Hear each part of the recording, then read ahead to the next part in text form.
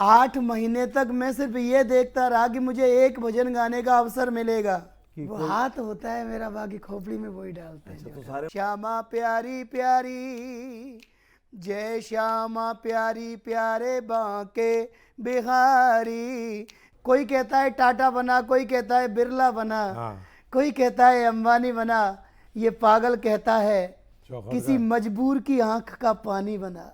जब वो रोएगा तो मैं उसके आंसू के रूप में तेरी चौखट पर टपक जाऊंगा। तेरा कुछ बिगड़ेगा नहीं बाबा, मैं तर जाऊंगा। खड़ा रहूं मैं तेरी शरण में, बनकर सेवादार की नौकर, रख लो लख दातार की नौकर, रख लो लख दातार। नमस्कार, स्वागत है आपका हमारे खास कार्यक्रम जब चढ़ा श्याम का पागलपन में। पागलपन भक्ति का होता है, पागलपन शक्ति का होता है, पागलपन सफलता का होता है, पागलपन किसी भी हद से गुजरने की, जुनून को पार करने की किसी एक अवस्था को कहते हैं। तो जी हाँ, हमारे साथ ऐसे ही एक पागल जो श्याम के लिए पागल हैं मौजूद हैं, राधा विमल दीक्षित पागल। हम आपका बहुत बहुत स्वागत करते हैं एन भारत परिवार में, HNN परिवार में। जय श्री श्याम, कुंज विहारी श्री हरदास। बहुत बहुत साधुवाद। SN चैनल की समस्त टीम को बहुत बहुत साधुवाद। तो आपको बता दें कि जो राधा विमल दीक्षित हैं वो किसी परिचय का मोहताज नहीं है और श्याम की भक्ति में वो ऐसे डूबे कि पागल हो गए, क्योंकि उनके गुरु जो है उन्होंने भी इस संप्रदाय को, भक्ति में पागल संप्रदाय को लगातार आगे बढ़ाया और गुरु की छाया आपके साथ हमेशा रही। इससे पहले कि हम आपकी भक्ति यात्रा पर जाएं, जानेंगे कि बाल्यकाल कैसा गुजरा आपका गुरुदेव और क्या रहा आपका जीवन चक्र जो है। जय श्री श्याम श्री हरदास। मैं राधा विमल दीक्षित पागल तीसरी क्लास से, जब हम तीसरी कक्षा में पढ़ते थे तो हमने पहली बार गाने की कोशिश की 15 अगस्त के दिन। वहाँ जो हमको पुरस्कार मिला तो एक अंदर लालसा जगी कि हम और भी गाएंगे, अच्छा गाएंगे। सबसे पहली बार हमने 5वीं क्लास में पढ़ते थे। मेरे परम पूज्य गुरुदेव भगवान हरदास संप्रदाय बाबा रश्का पागल जी महाराज गोलोकवासी हो चुके हैं अब। उनको सुना तो ऐसा लगा कि इनके श्री चरणों में मेरे जीवन का कुछ सार छुपा है जी। मुझे उसे ढूंढना है, मुझे इनके करीब पहुंचना है। मैं पलवल पढ़ता था, पलवल से रोज ट्रेन पकड़ के भाग जाता था छोटा सा जी। और गुरुदेव के पास पहुंचता था नंदगांव। नंदगांव टीले पर रहते थे जब मेरे बाबा। तो क्या कोई सपना आया था आपको, उनके बारे में कोई अनुभूति आई? किस तरह से आप एकदम से एक बाल मन को ये लगना कि मुझे तो नंदगांव जाना है, बरसाने जाना है और अपने बाबा के पास जाना है? जब पहले वो कैसेट चलती थी टेप रिकॉर्ड वाली, जी। कैसेट में उनका भजन सुना था। वो आवाज़ अपनी ओर खींचती थी, बहुत जादू था उनकी आवाज़ में। जी जी। तो मेरे अंदर एक भावना जागृत हुई कि मुझको भी इनकी तरह बनना है जी। मुझे इनके पास रह करके कुछ सीखना है। बस ये अबोध मन था। चल छूटा नंदगांव की ओर, पता करते करते कि वो वहाँ रहते हैं। 2-4-6 बार गया, कोई मुलाकात नहीं हुई। फिर एक बार मुलाकात हुई तो उन्होंने अपना हाथ हमारे सर पर रखा। क्या बात है। और हमें नाम दिया विमल बिहारी दास। जी लेकिन हमने बाबा से कहा कि बाबा आप हमको दीक्षित रहने दें, हाँ क्योंकि हम आपसे दीक्षा लेने आए हैं। हाँ हमारा गोत्र भी बचा रहेगा और हम आपसे दीक्षा भी लेंगे। तो हमारे गुरुदेव ने कहा कि तुम्हारा नाम अब विमल दीक्षित पागल रहेगा। ये पागल हमारे गुरुदेव ने हमारे नाम के साथ जोड़ा।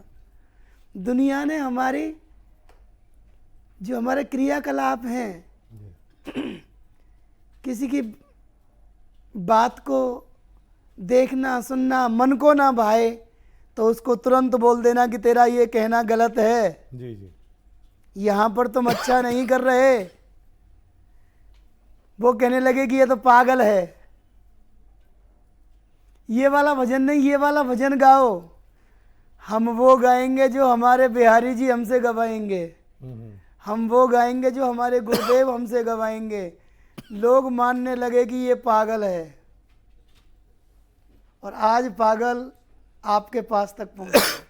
नहीं बिल्कुल ठीक है, लेकिन एक बात है कि खाटू श्याम जी को लेकर हर दूसरी गाड़ी में और दर दीवार पर हम लिखा देखते हैं हारे का सहारा बाबा श्याम हमारा। और ये देख रहे हैं कि हर गली मोहल्ले में कहीं उनकी भजन संकीर्तन चल रही, कहीं उनके नाम से व्यापार चल रहा है। किस तरह से आप श्याम जी के बारे में, क्या ये भाव क्या है आपके? मुझे लगभग 19 या 20 वर्ष हो गए बाबा श्याम के चरणों से जुड़े हुए, और मैं श्रीमान जी हर एकादशी, महीने की एकादशी को, शुक्ल पक्ष की एकादशी को मैं खाटू में रहता हूँ। चाहे कहीं भी मेरा कीर्तन हो, मैं भजन गाता हूँ बाबा श्याम के, कहीं भी कीर्तन हो, लेकिन मैं एकादशी के दिन किसी के यहाँ कीर्तन नहीं करता, बाबा श्याम की गलियों में खाटू में कीर्तन करता हूँ। मेरा सवाल ये था कि जो हारे का सहारा वाली जो बात है, उसके पीछे का मूल भाव क्या है? मूल भाव ये है कि जब मैं बार बार खाटू जाता रहा, 8 महीने तक जाता रहा, मुझे किसी ने गाने का अवसर नहीं दिया। कोई कहता कि अभी वो गाएंगे, आरती का टाइम हो गया। जी 8 महीने तक मैं सिर्फ ये देखता रहा कि मुझे एक भजन गाने का अवसर मिलेगा। जी आज समस्त श्याम प्रेमी इस न्यूज़ चैनल के माध्यम से देखेंगे, जो बात मैंने कभी मंचों पर नहीं बताई वो आज मैं न्यूज़ चैनल पे बता रहा हूँ। आखिरी बार 8वें महीने में मैं बाबा के दरबार में चिल्लाहट, चीख चीख करके रोया। जी तो कैसा बाबा श्याम है। 9 महीने में अपनी माँ के पेट में रहा था, इस दुनिया को देखने का अवसर दिया मेरी मैया ने मुझे। 8 महीने हो गए तेरे दरबार में आते हुए, एक भजन गाने का मौका नहीं मिला। आज के बाद तेरी चौखट पर नहीं आऊँगा। यहाँ पर हुई मेरी हार, जब मुझे लगा कि अब मेरा कोई यहाँ पर काम नहीं है। और ये बाबा श्याम का चुंबकीय अंदाज है, वो कभी किसी को जाने नहीं देता। जब आदमी बिल्कुल टूट जाता है, बिल्कुल हार जाता है, तब वो उसको अपनी पहचान कराता है। उस दिन पहली बार जो मुझे लोग भगाते थे कि अभी नहीं, अभी वो गाएंगे, वो मेरा इंतज़ार कर रहे थे। एक नहीं 7 भजन मुझसे सुने। मैंने कभी जीवन में अपना विजिटिंग कार्ड नहीं बनवाया। उस दिन बाबा ने ऐसी पहचान दी कि जहाँ भी जाता हूँ अपने आप श्याम प्रेमी कहते हैं कि पागल आ गया, अब पागल गाएगा। मेरे बाबा ने मुझे वो सब दिया। 2 महीना 17 दिन कोमा में रहा, निशान चढ़ाते हुए। SMS हॉस्पिटल जयपुर के डॉक्टर कहते कि ये कभी खड़ा नहीं होगा। मेरे बाबा श्याम की मोड़ छड़ी खाटू से लाई गई हॉस्पिटल में, मुझे झाड़ा दिया गया। काले हनुमान जी चांदी की टकसाल जयपुर, गोपाल दास जी महाराज, बालाजी महाराज के चरणों का जल लेकर के आए। मेरे परिवार बताता है मुझे, जल पिलाने के बाद, मोड़ छड़ी का झाड़ा लगाने के बाद 3 घंटा बाद मैं अपने परिवार से बातें कर रहा हूँ। ये चमत्कार है मेरे बाबा श्याम का। निश्चित। जो लोग इसको मनोरंजन समझते हैं, मेरे दोनों पैर टूटे हुए हैं। सब जानते हैं कि मुझे सोफा पर, कुर्सी पर बिठाल के गवाया जाता था। मैंने अपने हाथ से प्लासों से उन रोड़ों को निकाल करके फेंका। जिस बाबा श्याम ने मुझे ज़िंदगी दी है वो मुझे चलाएगा भी, वो मुझे दौड़ाएगा भी, वो मुझे नचाएगा भी। क्या कहने, बिल्कुल ठीक बात। विश्वास जरूरी है, आस्था। इस बाबा श्याम पर विश्वास जरूरी है। तुमने कहा हारे का सहारा, जी बाबा श्याम हमारा। बिल्कुल। कलयुग में अगर कोई है, आप दुनिया में कहीं घूम आओ, आपको अंत में नाक रगड़ते हुए, श्याम की लेटते शरण में हुए जाना है। मेरे सांवरे की शरण में आना पड़ेगा। कलयुग में अगर कोई आपको जीत दे सकता है, कोई आपको मतलब विश्वास दे सकता है कि जिंदगी आपकी सफल होगी, तो वो मेरा बाबा श्याम है, वो खाटू धाम है, और कोई जगह नहीं है। ये मेरा अपना मानना है, अटूट विश्वास मेरा है। अच्छा, खाटू को लेकर के जो पौराणिक कथा है, बर्बरीक और महाभारत और पांडवकालीन और ये तमाम जो चीज़ें हैं, उसमें जो भगवान कृष्ण ने वरदान दिया और ये कहा कि तुम कलयुग में मेरे रूप में जो है पूजे जाओगे। और एक धारा हमारे सनातन की ये भी कहती है कि इनकी पूजा नहीं होनी चाहिए, कहीं ना कहीं राक्षस कुल से मानते हैं। इसके पीछे क्या मर्म है, क्या धार्मिक वो क्या है?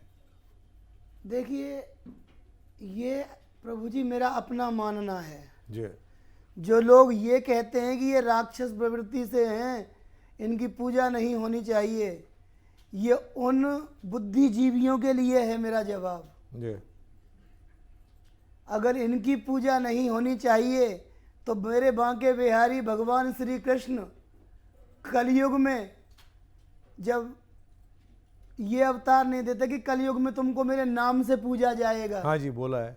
वो बुद्धिजीवी पढ़ें, समझें कि कौन है बर्बरीक। 14 वर्ष की आयु में आप अपने बेटे से कहना कि वो अपना अंगूठा काट के तुमको दे दे, इन्होंने शीश काट के दिया था। बहुत बड़ी बात। शीश काट के दिया था। और वो जगह है चुलकाना धाम। बिल्कुल। यही सोनीपत के पास में चुलकाना धाम, जहां दिया था शीश का दान, वही जगह है चुलकाना धाम। अब आप कहिए कि इनकी पूजा नहीं करनी चाहिए। जी लोग तो उन जगहों पर जाकर के नाक रगड़ते हैं जिनको कभी अपनी आंखों से देखा नहीं, जाना नहीं। मेरा सनातन तो इनके होने की मुझे वजह बताता है। बिल्कुल। मेरा हिंदुत्व मुझे बार बार कहता है कि ये मेरे साथी हैं, ये मेरे सहारे हैं, ये बाबा श्याम हैं, ये भगवान कृष्ण के वरदान दिए हुए हैं, उनसे वरदान पाया है। खाटू धाम में इन्होंने अपना धाम बनाया है। बिल्कुल। तो मेरा कहने का मतलब ये था कि जैसा आपने कहा, एक जगह नहीं जी एक जगह नहीं। जी अभी दिल्ली में एक हर्ष विहार है, वहाँ पर किसी की दीवार पर बारिश के कारण, सीलन आने के कारण एक छवि आकृति बनी। जी तो बेवकूफ़ लोगों ने, मैं ऐसी वाणी का प्रयोग कर रहा नहीं, हूँ निश्चित तौर पे आप क्योंकि बोलिए। लोग मुझे जानते हैं कि मुझसे शायद ऐसा ही बोला जाता है। जी बाबा श्याम हमारी दीवार पर दिखे, कुछ लोग वहाँ मंदिर बनाने लगे, 56 भोग लगा दिए। अरे बेवकूफ़ हो, इतने फ्री नहीं बैठे बाबा श्याम की तुम्हारी दीवार पे आएंगे, तुम्हारे पराठे पर छप जाएंगे। वो बाबा श्याम हैं, आते हैं तो भाव में आते हैं, और नहीं आते हैं तो करोड़पति के ताब में भी नहीं आते हैं। बहुत बढ़िया बात। तो ऐसी गलत भ्रांतियों को बंद किया जाए। हिंदू बहन भाइयों, सनातनियों, केवल सनातनी सनातनी चिल्लाने से सनातनी नहीं बन जाओगे। अपने संस्कार को पहचानो, अपने हिंदू होने के जज्बातों को दिखाओ, लोगों को दिखाओ नहीं, अपनाओ। एक झंडा उठाकर चलने से आपका हिंदुत्व नहीं जगेगा। आपके अंदर जो आपका हृदय है, उसमें से भी हर घड़ी ये होना चाहिए कि मैं एक सनातनी हिंदू हूँ। थोड़े से पैसे, थोड़े से लालच में अपने हिंदुत्व की इस गूदड़ी को उतार के मत रखा करो, उसको धारण करके रखा करो। और ये भ्रांतियाँ फैला करके हम अपने हिंदुत्व को बदनाम करते हैं। निश्चित तौर पे मैं वही उसी पॉइंट पे आ रहा था, उसी बात पर आ रहा था कि जब खाटू श्याम सभी के हैं, वो हारे के सहारे हैं, तो ऐसा क्यों होता है कि वहां पर भी माथा देखकर तिलक काढ़ने की प्रक्रिया है देखिए, भक्तों के बीच में? ये मेरा पहले से ही मतलब विरोध है इस चीज को। लेके विरोध रहा है, और बहुत लोग इस बात को मानते हैं कि विमल दीक्षित के अंदर मिठास नहीं है। मिठास वहाँ होती है जहाँ चाटुकारिता होती है, बहुत बढ़िया बात। चापलूसी होती है। मेरे गुरुदेव भगवान ने मुझे कभी चाटुकारिता नहीं सिखाई। मैं कल भी ये बात खाटू में कहता था कि पीछे के दरवाजों से जो पैसे लेकर के मतलब तिलक किया जाता है ना, उसको बंद कर दीजिए। आज भी कह रहा हूँ, अगर कोई बाबा श्याम का धाम है तो वो खाटू में है और खाटू में ही रहेगा। चाहे अलग अलग जगहों पे बना लो। लोग बना रहे हैं कि यहाँ पर दिल्ली धाम है, यहाँ पर वो धाम है बाबा का। नहीं जी। तो ऐसे भक्तों का गुरुदेव आखिर अंततः उद्देश्य क्या है? ठीक है, खाटू सबके दिल में, हृदय में बसता है भगवान ना, क्योंकि भाव का भूखा है बाबा। तो ऐसे में अगर आप भाव से जा रहे हैं और वहां जा रहे हैं जहां उनका स्थान है, तो ये हर गली मोहल्ले में, गांव में, कस्बे में, चौबारे में, चौक में इनको बसा लेना, इनकी तस्वीर लगाना, फोटो लगाना और फिर इस तरह की स्थिति बना देना, तो वो ओ माई गॉड वाली जो स्थिति है फिल्म में जो दिखाया गया, उस तरह की स्थिति बन रही है। क्या लगता है आपको कि इनके लिए क्या संदेश है, क्या होना चाहिए? देखिए श्रीमान जी, आप भी जानते हैं और यहाँ बैठा हर शख्स जानता है, उद्देश्य सिर्फ एक है जी। इधर से आए, उधर से आए, किधर से यहाँ आए? से आए, कहीं से भी आए, बस पैसा आए। हम हिंदू लोग अपने भगवान के नाम को बेच रहे हैं। जी जी। बहुत लोग सवाल करते हैं कि विमल दीक्षित जी आप भजन गाते हो, पेमेंट लेते हो, अच्छी मोटी रकम लेते हो। हाँ, क्योंकि मुझे मेरे प्रभु ने दूसरा काम ही नहीं दिया कि तू भजन गा। और मैं पहले पैसा नहीं लेता था मैं पहले। मैं तो वो था कि जिस किसी ने जो दे दिया चुप ले करके आ गया। लेकिन जब से इन बड़े बड़े लोगों ने जो कहते हैं कि हम वो वीआईपी भजन गायक, क्या बोलते हैं उसको, स्टार भजन गायक, जी जी, 12 लाख, 9 लाख, 10 लाख, 4 लाख, हम लोगों के लिए लाख का आंकड़ा बहुत बड़ा होता था। आज के नहीं है। हम 1 घंटे आ रहे हैं, 1.5 घंटे आ रहे हैं, कभी पूरा भजन नहीं गाते हैं। मेरा अपना दुख जी। 2-2 लाइन। मेरे बुजुर्गों ने कहा जब भी कोई भजन गाओ तो पूरा गाओ। 2-2 लाइन का भजन गा करके कौन सा एंटरटेनमेंट करते हो आप? फिर आप में और बॉलीवुड के नचकइयों में कौन सा अंतर रह गया? अच्छा, बॉलीवुड पर अपन आते हैं तो मुझे ये पता लगा है कि आपको बिग बॉस जी के घर पर बिल्कुल पूरी कोशिश कर ली गई कि किसी भी तरह से जो है राधा विमल दीक्षित पागल जो है वहां पहुंचे। तो वो कौन सा पागलपन था जिसने रोका, और वो कौन सा पागलपन उन लोगों का था जिसने आपको वहां पर पहुंचाने के लिए बाध्य करने की कोशिश कराई, और उनका क्या मकसद आपको वहां पर ले जाने के पीछे हो सकता था? देखिए, जब मुझे वहां ले जाया गया तो 13 जोड़ियां डिबेट में बैठी हुई थी। बिल्कुल। थोड़ी बहुत जब से मैं भी अंग्रेजी जानने लगा हूँ। जी। बहुत छोटे से गांव का हूँ। जी। मेरा बहुत छोटा सा गांव है जेबर टप्पल के पास, और 2024 में मैं कह सकता हूं कि ये फ्लाइट मेरे खेत में से उड़ी है। एयरपोर्ट बन रहा है ना हमारे यहाँ, जेवर। जी जी जी। तो उन लोगों ने मुझे जो डिबेट दी वो इतनी अश्लीलता वाली डिबेट थी जी जी कि मुझे तो बोलने में भी शर्म आ रही है। प्रोस्टिट्यूशन पर आपका क्या मानना है? वैश्यावृत्ति को लेकर। वैश्यावृत्ति। तो जो जोड़ियां थी उनमें से 9-10 जोड़ियों ने कहा कि उसको लीगल कर देना चाहिए। जी। मुझसे कहा गया, मैं इसी रूप में था। अच्छा, मैं एक गृहस्थी हूँ, शादीशुदा इंसान हूँ, मेरा एक परिवार है, मेरे बच्चे हैं। एक टाइम था जब मुझे मेरे गुरुदेव ने संत बनाया। बाकायदा पिंडदान किया गया मेरा, बिल्कुल मेरे बाल उतार दिए गए, बहुत लंबे बाल थे, मुझे संत गद्दी दी गई। लेकिन मैंने देखा कि शादीशुदा होते हुए मैं संत गद्दी का पालन नहीं कर सकता, जी तो मैं उस गद्दी को वहां दे आया गुरुदेव को। क्यों? संत बनना इतना आसान नहीं है। ये मेरे गुरुदेव ने मुझे रूप दिया है कि तू इस रूप में गा। ये मेरी पहचान है, हरदास संप्रदाय की पहचान। घर में मैं नॉर्मल इंसानों की तरह रहता हूँ, जी जी साफ बताता हूँ। लोग भेष देख करके धोखा खा जाते हैं, उनके लिए मेरा कहना है कि आप किसी का रूप देख करके धोखा मत खाया करो। आप ये देखा करो कि उसके अंदर जो बैठा है वो कैसा है, उसका तस्वीर मन नहीं कैसा है। तासीर पर जाइए, आहा, यही कहना चाह रहे हैं आप। जी बिल्कुल। तो हम कहाँ पर थे? हम थे बिग बिग बॉस बॉस के मामले में। तो हमसे जब उन्होंने कहा कि आप अपना पॉइंट ऑफ व्यू बताएं जी। कि आप क्या सोचते हैं, वैश्यावृत्ति को लेके। वेश्यावृत्ति को लीगल कर देना चाहिए कि नहीं, तो हमने निसंदेह कहा। एक लड़की थी जिसको हमारा पार्टनर बना के बैठाया गया था, जी मैंने कहा हाँ बिल्कुल लीगल कर देना चाहिए, बिल्कुल सही बात है। लेकिन एक कारण बता दीजिए मुझे, प्रोस्टिट्यूशन को लीगल कर देने से क्या होगा? तो उन्होंने कहा कि रेप केस में कमी आएगी। जो वहां जोड़ियां थी सबने कहा कि रेप केस में कमी आएगी। मैंने कहा अच्छा, दिल्ली का सबसे मशहूर रेड लाइट एरिया है जीबी रोड, जी वहां के पुलिस थाने की इस साल की फाइल मंगाई जाए और देखा जाए कि कितने रेप केस नहीं हुए। ठीक बात।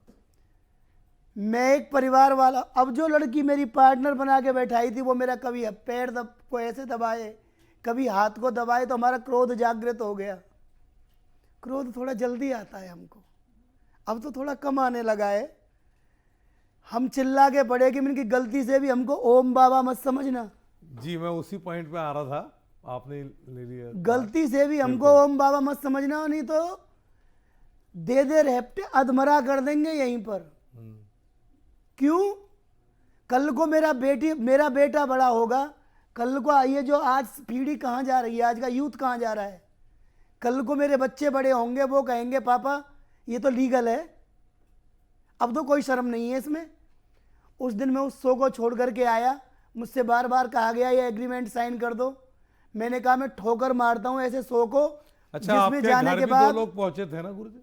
दो लोग आपके घर भी पहुंचे मेरे थे? घर कौन पर कौन भी थे? पहुंचे थे। वो बिग बॉस की एक पूरी यूनिट थी और मैं उस नाम को ओपन नहीं करना चाहता, जी जी क्योंकि मैं उन नामों को लेना भी नहीं चाहता जिनके अंदर बोलने की सभ्यता नहीं है।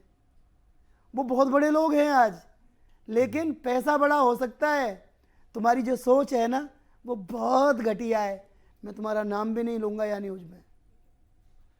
उन लोगों ने मुझसे कहा, लेकिन मैंने एक ही बात पर वो सोच छोड़ा आदरणीय, मैं भी चाहता तो नेम फेम कमा सकता था कि मैं अपने बच्चों को क्या जवाब दूंगा, मुंह उनसे क्या कैसे दिखाऊंगा? नज़र दिखाऊंगा। बिल्कुल ठीक बात।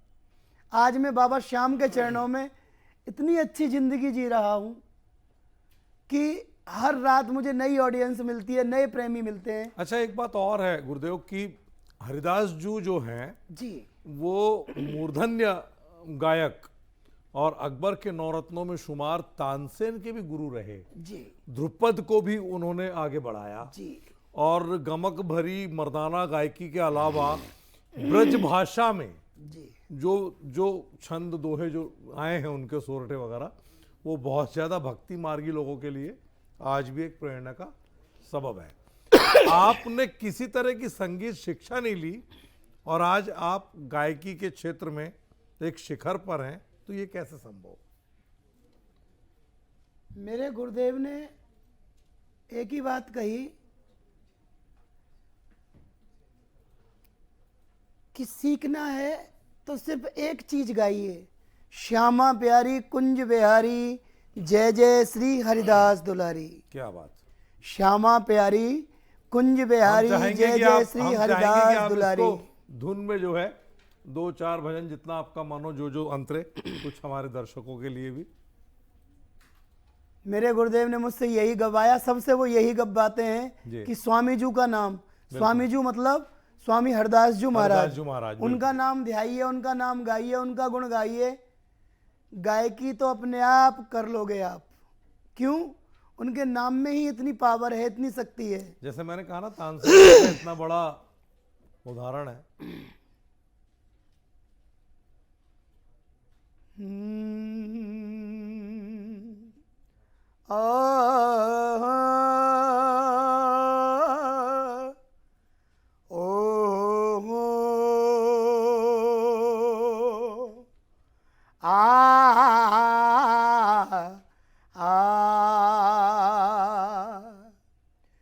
नमो नमो जय श्री वृंदावन,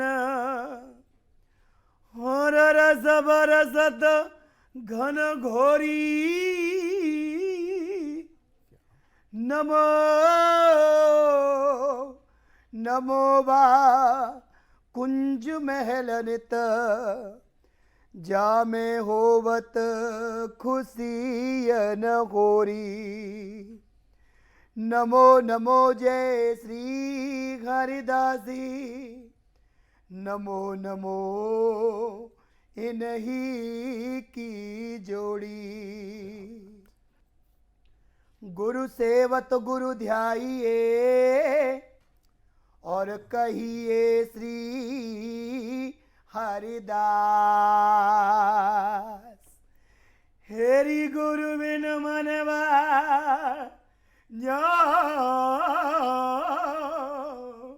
जले,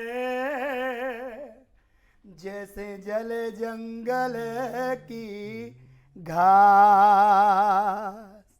विठ्ठल विपुल बिहारिन दास, कुंज बिहारी श्री हरिदास। हमारे स्वामी जी का सिर्फ एक ही सुंदर या महामंत्र हरदास है जी की स्तुति है ये जी। यहाँ से ही शुरू होती है। मेरे सभी बहन भाई जो भी इसको देखेंगे, देख रहे हैं, HNN को देख रहे हैं, जो वो सभी जब भी मन करे ना बिहारी जू के मिलने का, ठकुरानी श्री राधा रानी जू से मिलने का, जैसे हमारे पूजनीय प्रेमानंद जी महाराज कहते हैं ना, नाम जप करो, ऐसे ही ये पागल कहता है, पागलदास कहता है। जय श्याम प्यारी प्यारे बांके बिहारी, जय श्याम प्यारी प्यारे बांके बिहारी, जय जय श्री हरि दास दुलारी, जय जय श्री हरि दास दुलारी। श्यामा प्यारी प्यारी, श्यामा प्यारी प्यारी, श्यामा प्यारी प्यारी कुंज बिहारी प्यारी, श्यामा प्यारी प्यारी, जय जय श्री हरिदास दुलारी प्यारी, श्यामा प्यारी प्यारी। जय श्यामा प्यारी प्यारे बांके बिहारी, जय जय श्री हरि दास दुलारी। श्यामा प्यारी प्यारी, श्यामा प्यारी प्यारी कुंज बिहारी प्यारी, श्यामा प्यारी प्यारी कुंज बिहारी श्री हरिदास। ये आप गाइए, साक्षात मेरे लाडली जी, मेरे बिहारी जी दोनों को अपने दिल में पाइए, महसूस कीजिए। बहुत सुंदर। कहीं मत जाइए, अपने घर में सिर्फ ये गुण गाइए। खाटू श्याम जी के जो भजन आपके हैं, लगदातार है और बहुत बहुत सारे, कितने आपने गा लिए। तो ये जो भाव जो हैं, ये आप खुद लिखते हैं या गीतकार होते हैं? मेरे बिहारी जी लिखवाते हैं। आप ही रहते हैं उसमें कि वो हाथ होता है मेरा, बाकी खोपड़ी में वही डालते हैं। अच्छा, तो सारे भजन जो आप गा रहे हैं, वो भजन आपके ही लिखे हुए गाते हैं आप, या कोई गीतकार होते हैं? गीतकार हमारे बहुत ही पूजनीय हैं जी, जिनका एक भजन अयोध्या राम मंदिर के लिए भी चुना गया है। जी। कानपुर से हमारे आदरणीय पप्पू बेधड़क जी, जी जी, जिनका नाम सभी जानते हैं। बिल्कुल। श्री राम जानकी बहुत सुंदर। बैठे हैं मेरे सीने में, क्या कहना। देख लो देख लो देख लो मेरे दिल के नगीने में, श्री राम जानकी बैठे हैं मेरे सीने में। उनका ये भजन जो बहुत मशहूर है, बहुत बहुत मशहूर है, बहुत मशहूर है। सदियों की आशिकी एल्बम के 2 भजन उन्होंने लिखे मेरे लिए, जो बहुत ज़्यादा मशहूर हुए खाटू श्याम, खाटू श्याम जी के लिए। बिल्कुल बिल्कुल। और जिसमें कुछ भजन ऐसे हैं जो मेरे गानों को सुना तो खोपड़ी में आए, नहीं ऐसा गाना चाहिए। हम्म। जैसे कि एक गाना जो बहुत ज़्यादा लोग पसंद करते हैं, कहीं जाता हूँ तो पहले ही मैसेज आने लगते हैं कि ये वाला गाना सुनाइएगा। नौकर।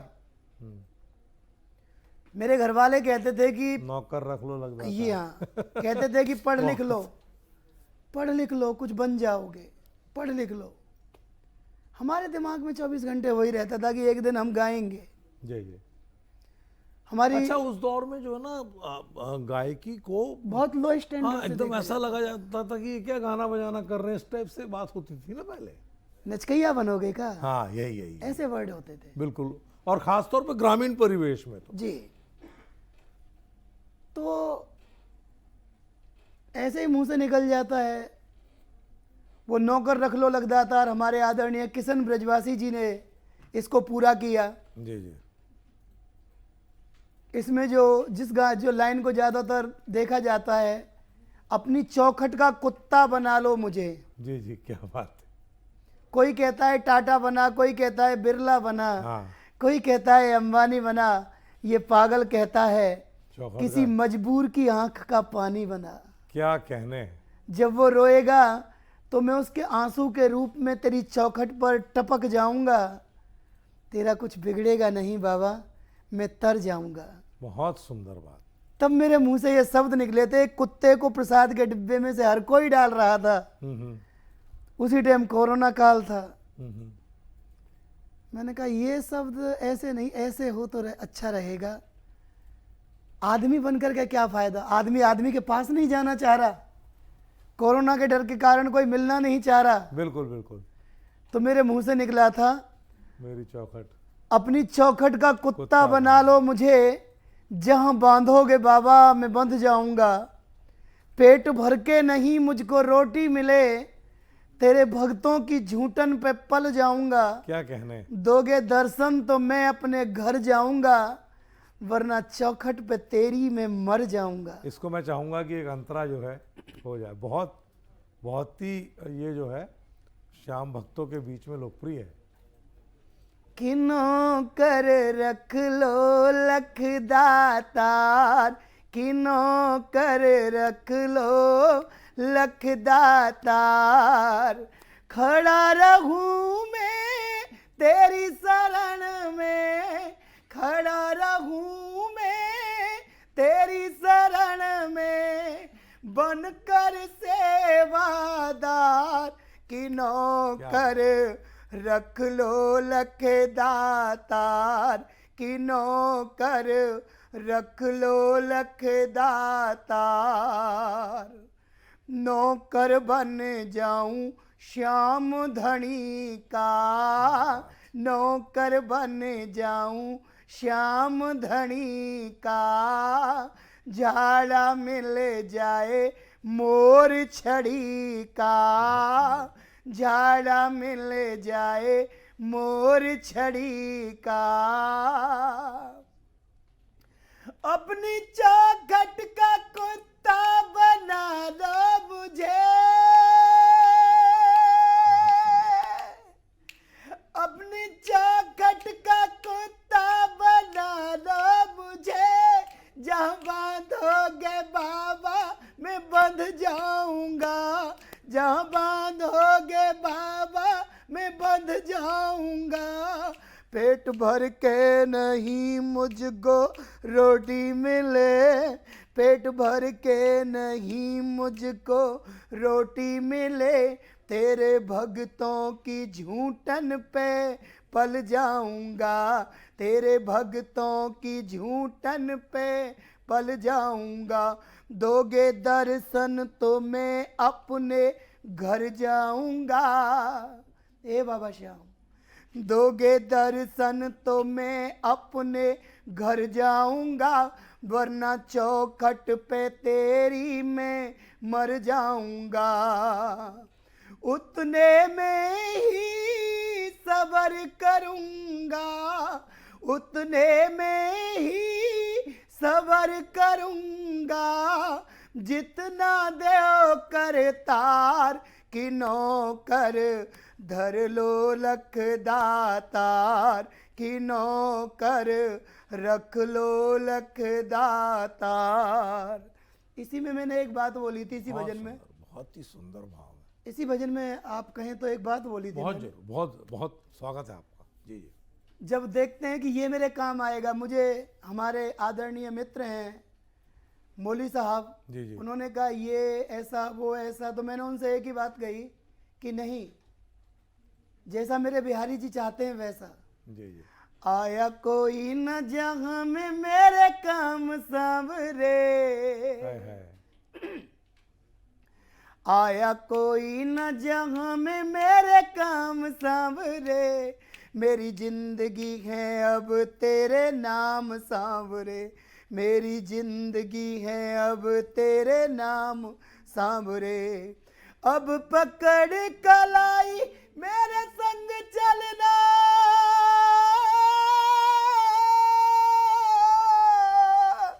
अब पकड़ कलाई मेरे संग चलना, कहीं बीत नहीं जाए ये शाम सांवरे।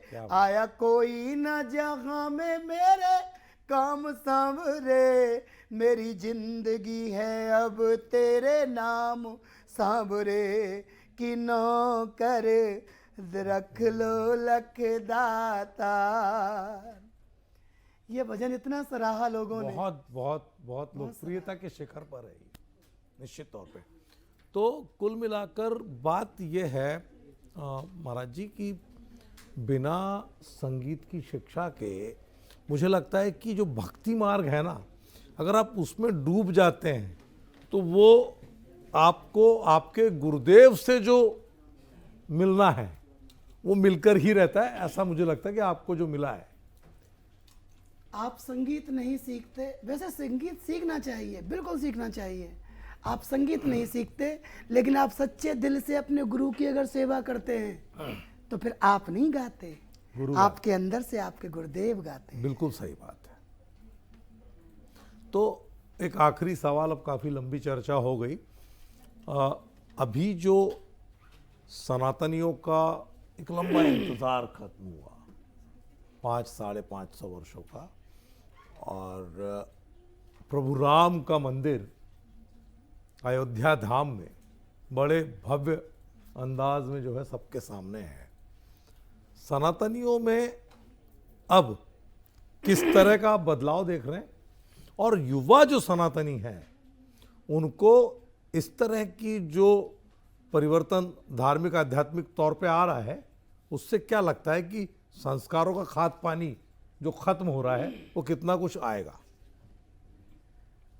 देखिए, पहली बात तो समस्त विश्व को 500 वर्ष बाद जो हमारे ये प्रभु श्री राम का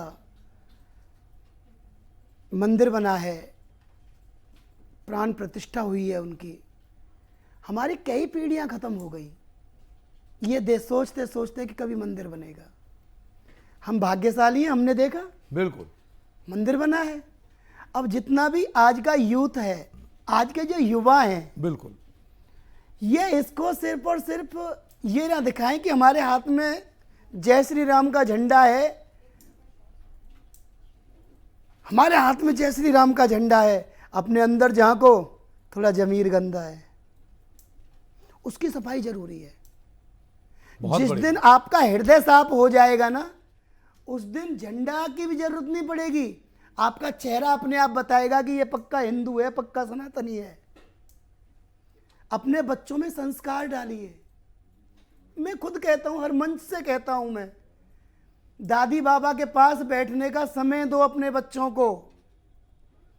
जो दादी बाबा आपके बच्चों को संस्कार दे सकते हैं, एक ट्यूटर, स्कूल के मैडम, टीचर वो संस्कार नहीं दे सकते। किताब का कीड़ा तो जरूर बना देंगे वो। बुजुर्गों में बैठने दो अपने बच्चों को। अपने परिवार में पूजा करते टाइम अपने बच्चों को जरूर साथ में बिठा लो। बहुत सुंदर बात। जब पूजा करो बच्चों को साथ में बिठा लो, उनके हाथ साफ हों, वो कुछ खा ना रहे हों। यही मेरा कीर्तनों में कहना है। जो शाम कीर्तन होते हैं जी, आजकल उनमें एक नया मतलब फैशन आ गया है। इधर बाबा की ज्योत जागृत होती है, उधर भंडारा शुरू हो जाता है। भंडारे के कूपन बांटे जाते हैं। हाँ, ये मेरा अपना है, ये मेरा अपना है। सही कह रहे हैं। और इस बात में मैं हमेशा लड़ता रहा हूँ। ज़्यादातर लोगों की पसंद नहीं आता मैं इस चीज़ को लेकर के। क्यों? मैं साफ बोलता हूँ। आज तो मैं न्यूज़ चैनल पे बोल रहा हूँ। आज बहुत लोग मेरी बात को समझेंगे ज़रूर। जब हम घर के मंदिर में पूजा करते हैं तो हम कहते हैं मुंह झूठा ना हो, पैरों में चप्पल तो नहीं है, हैं, हाथ साफ हों। वही हम बाबा शाम की पूजा करते हैं इतना भव्य दरबार लगा करके, फिर उसमें झूठन क्यों फैलाई जाती है? 1 घंटा भजन सुनने के लिए पानी की बोतल पास में होती है, पास्ता की प्लेट होती है, नाश्ता की प्लेट होती है। ऐसा क्यों किया जाता है? मेरे बहन भाइयों, मेरे सच्चे सनातनियों, हिंदू भाइयों, एक बहुत बड़ी बात कह रहा हूँ मैं आज आपसे। पता नहीं मेरे बिहारी जी कि मुझे बोलना चाहिए नहीं बोलना चाहिए। बहुत ज़्यादा होता है हिंदू मुसलमान, बहुत ज़्यादा हिंदू मुसलमान, ये हिंदू मुसलमान। वो खान साहब का लड़का है बहुत छोटा सा, कितना अच्छा नमाज पढ़ता है। छोटा सा बच्चा है, बहुत अच्छी नमाज पढ़ता है। पढ़ेगा। आप इन खान साहब के बच्चे में जो संस्कार डाले ना उसके अम्मी अब्बू ने कि बेटा नमाज में खाना नहीं है, रोजे के टाइम आपको कुछ खाना नहीं है, उठ के कहीं जाना नहीं है। मेरे मम्मी पापा क्या है, मेरे मम्मी पापा को मेरी भूख की चिंता है। भूख लगी है तू खाना खा ले, पूजा पाठ तेरी मम्मी और मैं कर लेंगे। इस बात को बदलो। भूख लगी है, थोड़ी देर नहीं खाएगा तो मर नहीं जाएगा। पहले पूजा करेंगे, बाद में भोजन करेंगे। फिर समानता कीजिएगा कि वो खान साहब का लड़का और तुम्हारे लड़के में क्या अंतर है। यही संस्कार का अंतर है। सच्चे हिंदू उसी दिन बनोगे जिस दिन अपने बच्चों में संस्कार जागृत कर दोगे। तो ये राम मंदिर से मैं देख रहा था कि युवा भी बहुत बड़ी संख्या में गए हैं। तो ऐसे में क्या लगता है कि जो मैंने कहा कि संस्कार का खाद पानी क्या कुछ बदलेगा? हाँ, बदलना चाहिए, बदलेगा मुझे लग रहा है। क्योंकि वैसे मैं ज़्यादातर तो जो देखता हूँ इसलिए बदलेगा कि आज का जो युवा है वो जागृत वाकई हुआ है। और मैं इसमें मुझे बड़ा अच्छा लगता है। मैं अभी गया था 23 तारीख में गया, नहीं 2-1 दिन पहले गया था। हमारे वो बागेश्वर धाम वाले धीरेन्द्र कृष्ण शास्त्री जी की कथा थी। जी जी। तो मैं गया था। मैं वहाँ पर ना पर्चा निकलवाने गया, ना मैं वहाँ पे अपने परिवार की सुख शांति के लिए गया। मैं वहाँ पर सिर्फ एक चीज़ के लिए गया, उनसे सिर्फ एक ही बात कह कर के आया कि मैं बहुत प्रसन्न हूँ कि जो बात मैं मंचों से कहता था, हिंदू इकट्ठे हो जाओ, एक दूसरे के पैर मत काटो। आज शास्त्री जी, आज आप वो आइकॉन चेहरा बन चुके हो। बिल्कुल। कि आपको बच्चा, बूढ़ा, माता, बहन, बेटियां हर कोई फॉलो कर रहा है, आपकी बात को मानते हैं। आपने हिंदुओं के अंदर एक अग्नि को प्रज्वलित कर दिया है। मैं आपका साधुवाद करता हूं। ऐसे धीरेन्द्र कृष्ण शास्त्री जी, आपको कोटि कोटि नमन है। आप ऐसे ही हिंदुओं को जगाते रहिए और राजनीति से तो कोसों दूर रहिए।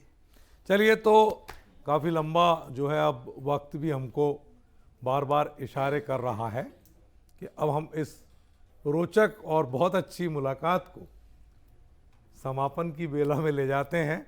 आपका हमारे साथ जुड़ने और बेबाकी से बेखौफ अंदाज में अपनी बात रखने, सनातनियों को सजग करने और अपने गमक भरी गायकी से श्याम भक्तों सहित तमाम सनातनियों को झूमने पर मजबूर कर देने के लिए बहुत बहुत साधुवाद, बहुत बहुत धन्यवाद। जय श्री श्याम। जय कुंज बिहारी श्री हरिदास। जय श्री श्याम।